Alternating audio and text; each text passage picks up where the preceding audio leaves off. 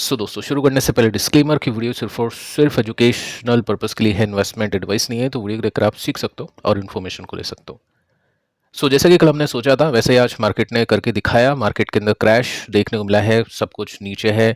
Nifty bank, Nifty mid cap, Nifty small cap, सभी sectors, साथ में सोना चांदी, स्टॉक्स हम देखें तो मैक्सिमम कंपनी के स्टॉक्स नीचे हैं। सेक्टर्स की बात करें तो सब कुछ नीचे है।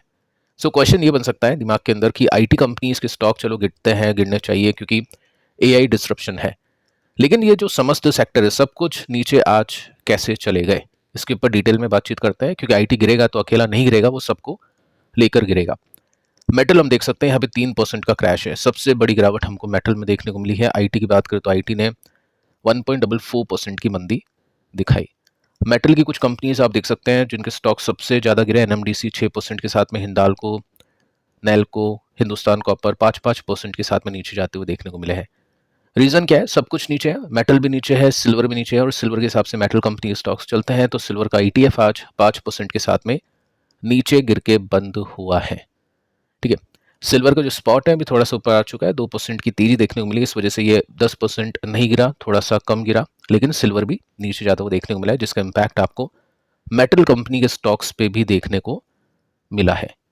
आगे चलते हैं, आईटी में देखते हैं आईटी में कौन कौन सी कंपनीज कितनी गिरी। निफ्टी आईटी की बात कर लेते हैं। यहाँ पे कोफोर्स ने सबसे बड़ी गिरावट को पेश किया है, 4% की मंदी। विप्रो की बात करें 2% के साथ में नीचे, टीसीएस 2% के साथ में नीचे। यही रीजन है कि आईटी जो इंडेक्स है वो आज 5%, 6% नहीं गिरा, क्योंकि टीसीएस में, इन्फोसिस में काफी बड़ी रिकवरी देखने को मिली है। अगर आप यहाँ पे नोटिस करोगे तो मेंशन करता हुआ आपको देखने को मिलेगा कि टीसीएस और इन्फोसिस के स्टॉक्स 6% तक क्रैश हो गए थे, और जो बाकी कंपनीज उनके स्टॉक्स भी गिरे थे। अगर ये क्लोजिंग होती तो आईटी इंडेक्स आपको आज भी 5% नीचे गिरता हुआ देखने को मिलता। बातचीत करते हैं प्रॉब्लम कितनी बड़ी है, इन्वेस्टर्स की क्या स्ट्रैटेजी बन सकती है, और डेटा क्या बताने की कोशिश करता है उसको थोड़ा सा विस्तार में चेक कर लेते हैं। यहाँ पे देखिए दोस्तों, यहाँ पे सिर्फ एक रीजन है मार्केट के गिरने के पीछे का। एशियन मार्केट, टोटल मार्केट नीचे है, जिसमें आप चाइनीज मार्केट देख सकते हैं, जापान मार्केट देख सकते हैं, सब कुछ आज नीचे गए। रीजन ये दो शब्द है, एआई डिसरप्शन। अब एआई बहुत सब चीजों को डिसरप्ट करेगा, हर एक चीज टिकी हुई है टेक्नोलॉजी के ऊपर, और साथ में टोटल मार्केट भी चेन के साथ में बंधा हुआ है। ऐसा कुछ नहीं होता कि एक सेक्टर अगर खराब करेगा तो बाकी सेक्टर्स अच्छा करेंगे, अगर वो सेक्टर मेन सेक्टर है, कोर सेक्टर है। जैसे कि हम बातचीत कर चुके हैं कि पोर्टफोलियो में कुछ कोर सेक्टर होते हैं, जैसे फाइनेंस होता है, आईटी होता है, कंजप्शन होता है। ठीक है, ये जो सेक्टर्स है ना, ये काफी कोर सेक्टर्स होता है। अगर इसमें से एक भी सेक्टर में प्रॉब्लम आती है तो टोटल मार्केट नीचे गिरता है। कैसे? आगे चलते हैं, देखते हैं। मेन रीजन है एआई डिसरप्शन। साथ में आप ये देख सकते हैं कि अब इन्वेस्टर्स ने इक्विटी से पैसे निकाले, गोल्ड से पैसे निकाले, सिल्वर से पैसे निकाले, क्रिप्टो मार्केट से पैसे निकाले, और बॉन्ड में इन्वेस्ट करना शुरू कर दिया है। ये कल मैंने आपको बताने की कोशिश की थी, जिसके अंदर हमने देखा कि पैसे निकल रहे हैं और बॉन्ड मार्केट के अंदर इन्वेस्ट किए जा रहे हैं। इंडिया का 10 साल का गवर्नमेंट बॉन्ड यील्ड बढ़ चुका है 6.72, ये 6.70 से बढ़ चुका है। ठीक है, यहाँ पे उम्मीदें हैं कि इन्फ्लेशन जैसा आ रहा है, आगे चल के प्रॉब्लम्स क्रिएट होगी, तो डेफिनेटली आईटी कंपनीज की वजह से कॉइन्स गिरेंगे। यूएसडी स्ट्रॉन्ग करने की कोशिश है ट्रंप की, तो उसकी वजह से गोल्ड एंड सिल्वर प्रेशर में आएंगे। एक्विटीज को कोई सपोर्ट है नहीं, तो एक्विटीज पे नीचे जाएगा। तो पहले क्या हो रहा था, पहले एक्विटी से पैसे निकल के गोल्ड एंड सिल्वर में जा रहे थे क्योंकि यूएसडी कमजोर था। लेकिन फिलहाल की अगर मैं आपको सिचुएशन बताऊं, सिंपली हम यहाँ पे देख लेते हैं, यूएसडी भी आपको थोड़ा सा स्ट्रॉन्ग होता हुआ देखने को मिल रहा है।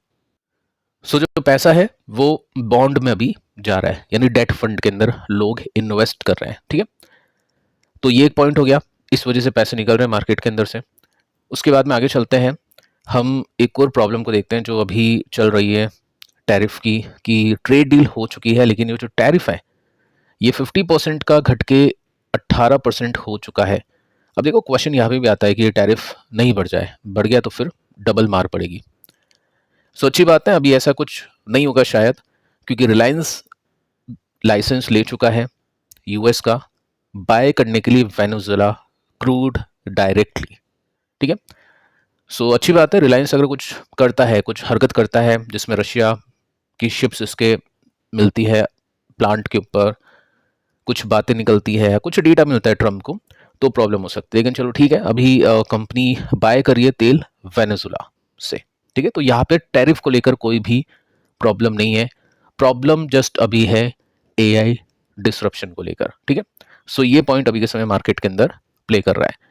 सो यहाँ पे आपने नोटिस किया कि बाकी जो कंपनीज है, TCS, Infosys, HCL tech, Wipro, tech Mahindra, ये सभी कंपनी के स्टॉक्स नीचे जा रहे हैं।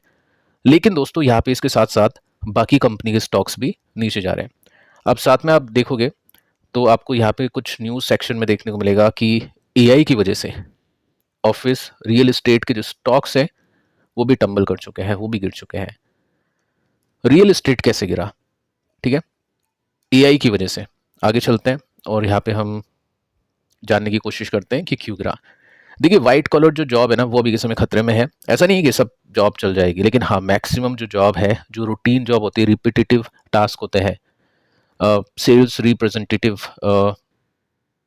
होते हैं, कस्टमर सपोर्ट होता है, ये जो रिपीटेटिव टास्क होते हैं, इनकी जो जॉब है ना वो खतरे में है। अब मैक्सिमम जो हमारी आईटी कंपनीज है वो इन्हीं जॉब से चल रही है, ठीक है। सो वाइट कॉलर जॉब अगर खतरे में होगी तो ऑब्वियस है इंडिया में जो मैक्सिमम स्पेंडर है, जो सबसे ज़्यादा स्पेंड करते हैं, रियल एस्टेट की वैल्यू क्यों बढ़ती है, गुड़गांव में प्राइजेस क्यों इंक्रीज कर रहे हैं, क्योंकि वहाँ पे कंपनीज हैं, वहाँ पे ये वाइट कॉलर वाली जॉब्स हैं, वहाँ पे लोग जॉब करते हैं, रहते हैं, अच्छी सैलरी उठाते हैं तो अच्छा पे करते हैं, ठीक है। तो इस वजह से रियल एस्टेट के प्राइजेस ऊपर जाते हैं। कार्स मैक्सिमम यही लोग खरीदते हैं, ठीक है। और साथ में जो बाकी कंजप्शन है, इन्वेस्टमेंट है, जो मार्केट के अंदर एसआईपी का पैसा आता है, मैक्सिमम इनका ही आता है, ठीक है। जिनके पास में 2 नंबर का पैसा है वैसे वो रियल एस्टेट में इन्वेस्ट करते हैं, लेकिन मार्केट के अंदर जो 1 नंबर का पैसा आ रहा है, ठीक है, जो 1 नंबर का पैसा आप समझते हैं, वो इन सब की वजह से ही आ रहा है।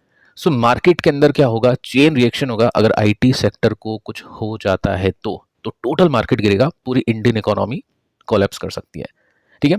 सो ये सब कॉमन सेंस वाली बात है। इस वजह से आप आज देख चुके हैं कि चेन रिएक्शन मार्केट में देखने को मिला है। अगर आईटी कंपनीज में मैक्सिमम लोगों की जॉब जाती है तो फिर ये जो आगे दूसरे सेक्टर में लगेगी, रियल स्टेट में, उसके बाद में जो सोना चांदी चल रहा था वो भी नहीं चलेगा, क्योंकि वहाँ पे भी इन्वेस्ट करने के लिए लोगों के पास पैसे नहीं बचेंगे। सिल्वर में मैक्सिमम इन्वेस्टमेंट अभी रिटेल इन्वेस्टर्स का है, ठीक है। एसआईपीज नहीं पहुंचेगी मार्केट के अंदर। सो एफआईज की अगर बिकवाली होती है सो मार्केट और ख़राब परफॉर्म कर सकता है। ऑटोमोबाइल में दिक्कत आएगी, कार्स इतनी नहीं बिकेगी। साथ में और जो कंजप्शन है, जो न्यू एज कंपनीज है, उनका भी कुछ खास होगा नहीं, ठीक है। अल्टीमेटली हम बोल सकते हैं कि हर एक सेक्टर जो कंजप्शन के ऊपर टिके हुए है वहाँ पे प्रॉब्लम आएगी। सो ये जो प्रॉब्लम है ना, काफ़ी बड़ी प्रॉब्लम है, और एआई अगर कुछ बड़ा डिस्ट्रप्शन करता है सो काफ़ी बड़ी प्रॉब्लम यहाँ पे क्रिएट हो सकती है। सो ये रीज़न है कि ऐसे मार्केट के अंदर हमेशा हमको वेट एंड वॉच करना चाहिए, जो मैं आपको काफ़ी पहले से समझा चुका हूँ। जैसे ही सबसे पहले अपन ने ये न्यूज़ डिस्कस की थी एआई टूल की, सो मैंने आपको पास्ट का डेटा दिया था 2000 का, 2000 से बीच बीच में क्या हुआ, ऑटोमेशन आया, उसके बाद में कुछ और आया, ठीक है। ये सब चीज़ें मैंने आपको बताई थी। उसके अंदर हमने एक ही पॉइंट डिस्कस किया था कि यस, ये प्रॉब्लम है, कंपनीज के प्रॉफिट्स गिरने वाले हैं, लेकिन रिकवर भी हो गए, क्योंकि ये जो सेक्टर है ना, ये बहुत ज़्यादा फ्लेक्सिबल है और हर तरीके जो प्रॉब्लम्स है उसको अडेप्ट कर चुका है। लेकिन अगर आप ये चार्ट देखोगे ना, तो ये जो अडेप्ट करता है उसके बाद में स्टॉक तेज तो होता है, यहाँ से डेफिनेटली स्टॉक यहाँ तक है, लेकिन उस अडेप्शन के अंदर, डिसरप्शन के अंदर स्टॉक काफ़ी अप्स एंड डाउन्स आपको दिखाते हैं, ठीक है। एग्जाम्पल आपको देके चलता हूँ, 2000 का जो .com बबल बर्स्ट हुआ था, उसके अंदर तकरीबन तकरीबन 6 साल लग गए थे आईटी कंपनीज को रिकवर करने में। प्लस जो कचरा कंपनी थी वो साफ हो गई, यानी अभी भी मार्केट के अंदर कुछ ऐसी छोटी छोटी कंपनीज है जो साफ हो जाएगी, चल के दिखेगी नहीं आपको। सत्यम, बहुत सारी ऐसी ऐसी कंपनीज थी जो है ही नहीं आज के टाइम पर, डीलिस्ट हो चुकी है, या बड़ी कंपनीज ने उनको खरीद लिया था। सो एक तो रिकवरी काफ़ी स्लो होती है, पहले तो गिरावट चलती है कुछ टाइम तक, फिर रिकवरी आपको देखने को मिलेगी, और उसी बीच जो खराब फंडामेंटल वाली कंपनीज है वो साफ होगी। अब इसी बीच क्या होगा, सबसे पहले जो रिएक्शन देगा वो म्यूचुअल फंड देगा, आप और मैं नहीं देंगे, हम हमारे स्टॉक्स को नहीं बेच सकते एकदम से, जितना तेजी से म्यूचुअल फंड वो भी बेचेगा। डेटा आपको दिखाऊंगा जिसके अंदर मोतीलाल ओसवाल के पास में जो मैक्सिमम आईटी कंपनीज है, कौन कौन सी कंपनी उसने बेच दी, एक लेटेस्ट डेटा भी आउट हुआ है, ठीक है। तो इस वजह से क्या होता है कि आईटी कंपनी के स्टॉक तेजी से गिरते हैं। सो ये तो सब चीज़ें हैं नेगेटिव पॉइंट्स। अब हम एक पॉजिटिव पॉइंट के ऊपर आते हैं, जो कि Indian commerce minister Piyush Goyal ने कहा है आईटी कंपनीज को लेकर। तो यहाँ पे देखिए दोस्तों, कहा तो सीधा, मतलब ऐसा नहीं है कि बाय कॉल दिया आप जाके खरीद लो। बाय कॉल तो अपने सरकार ने भी दी थी, डिफेंस कंपनी ले लो, ये ले लो, वो ले लो, उसके बाद में स्टॉक नीचे है, ठीक है। तो इसको मत देखो उस हिसाब से। बाकी यहाँ पे मेंशन कर रखा है कि ये बहुत अच्छा टाइम है आईटी कंपनी के स्टॉक्स को पिक करने का, उठाने का। सो इन्होंने रिकमेंड किया है आईटी स्टॉक खरीद लो जाके। अर्ज किया इन्वेस्टर्स को कि भरोसा रखो सिस्टम के ऊपर, क्योंकि आईटी सर्विस का जो इकोसिस्टम है ना, ये सेक्टर कभी भी डाई नहीं होगा। मैं भी कह रहा हूँ ऐसा नहीं होगा, लेकिन प्रॉब्लम आएगी, सेक्टर नीचे जाएगा, खराब कंपनीज आउट होगी, और जो ठोस कंपनी, अच्छी कंपनीज है वो सर्वाइव करेगी, लेकिन उसके अंदर कुछ साल लगेंगे।